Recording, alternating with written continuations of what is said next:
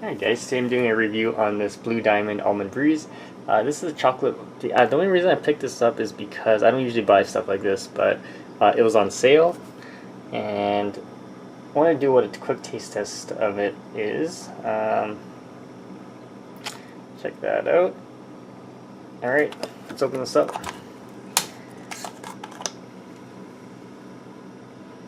It smells okay. That's what it looks like.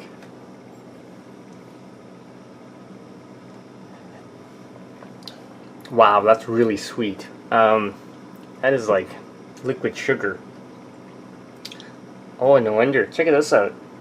20 grams of sugar. Yeah, I won't be buying this one again, but at least I know what it tastes like.